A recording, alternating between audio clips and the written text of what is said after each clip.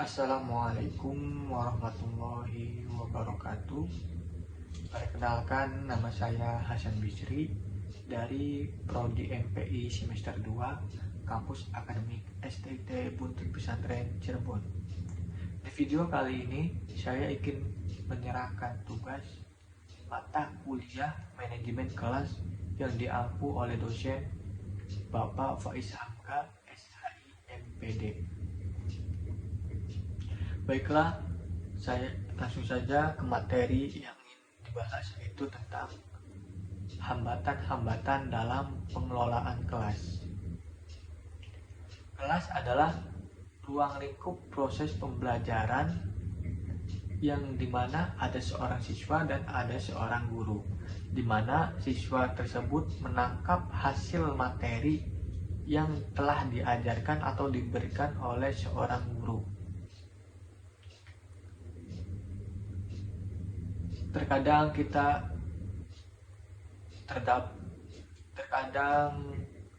dalam kelas terdapat hambatan-hambatan yang terjadi pada anak peserta didik.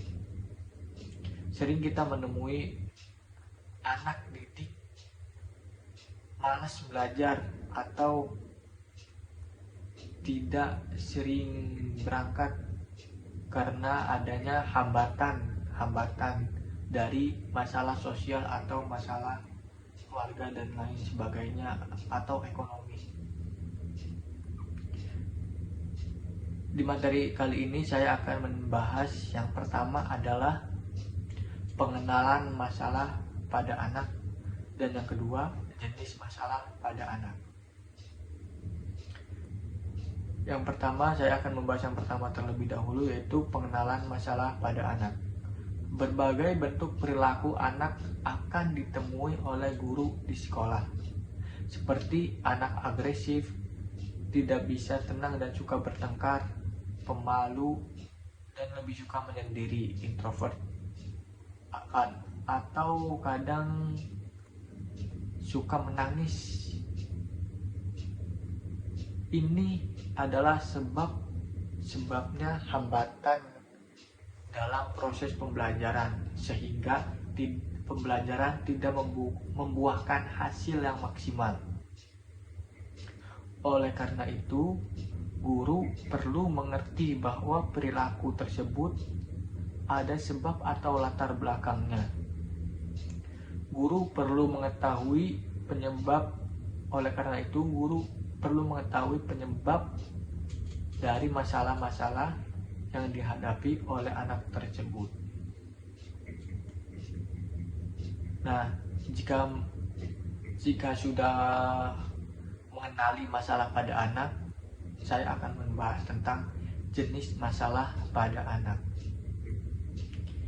Jenis-jenis masalah pada anak yang kita sering temui atau kita sering lihat, yaitu yang pertama pada masalah individualnya, dan yang kedua masalah kelompok dan suku yang lainnya. Saya akan membahas tentang masalah yang pertama dulu, yaitu masalah individu.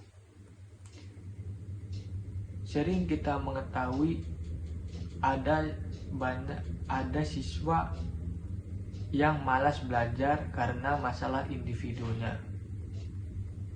Dia sering menunjukkan gerak tubuh atau perilaku yang tampak kebodoh-bodohan. Jadi, siswa tersebut yang memiliki masalah terdapat hambatan karena malas belajar. Dia sering mencoret-coret buku tidak jelas karena di situ sudah siswa tersebut memiliki hambatan pada proses pembelajaran. Dan yang kedua, yaitu siswa tersebut kadang kalau tertawa lebih keras dibandingkan teman yang lainnya. Nah, itu bisa jadi penyebab dari bahwa si anak tersebut memiliki hambatan pada masalah baik ekonomi, sosial, dan lingkungan lain sebagainya atau keluarganya. Oleh karena itu, kita sebagai siswa dan seorang guru harus mengerti betul akan proses pembelajaran yang efektif. Maksudnya sebagai siswa harus mengerti, yaitu siswa harus terbuka bagaimana solusinya, jalan keluar agar tercapai proses pembelajaran yang maksimal dan membuahkan hasil. Jadi konsultasi kepada guru. Kan setiap sekolah memiliki ada komite BK, bimbingan konseling.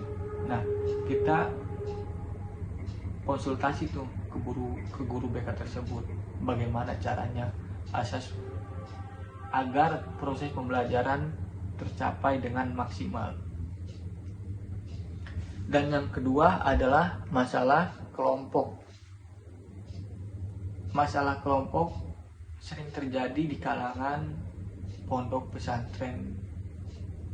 Salah satunya yaitu kelas kurang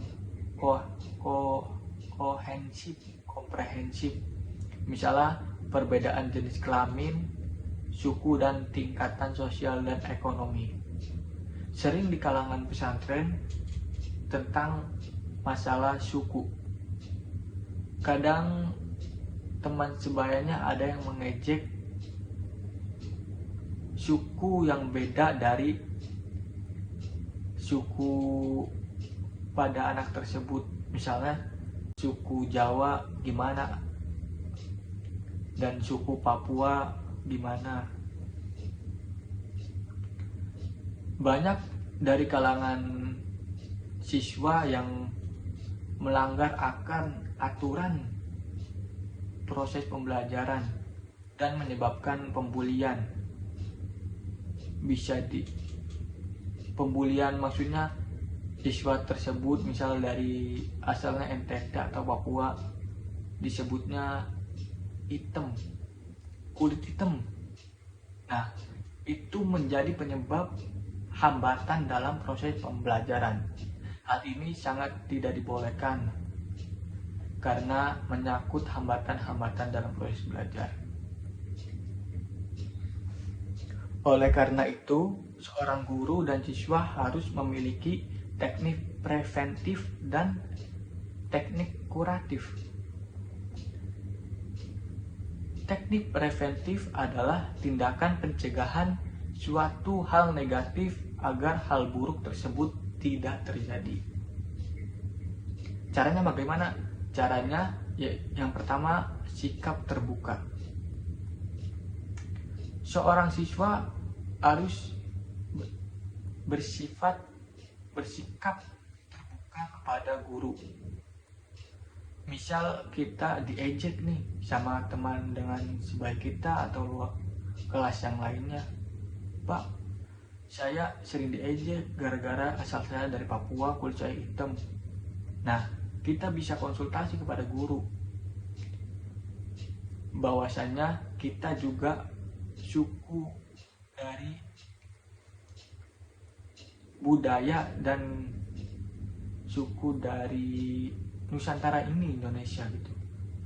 Janganlah saling mengejekkan. Mari bersama-sama menyatukan Bhinneka Tunggal Ika.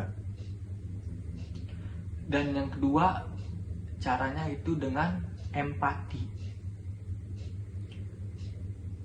Seorang guru harus memiliki sifat empati kepada siswanya. Menyamaratakan, tidak mendahului, tidak terlalu meningkatkan mana siswa yang anaknya menteri dan mana siswa yang anaknya atau pengusaha yang lainnya. Jadi guru harus empati. Semua siswa sama rata di mata seorang guru. Oleh karena itu, sikap empati tersebut akan membuahkan hasil. Siswa tersebut percaya diri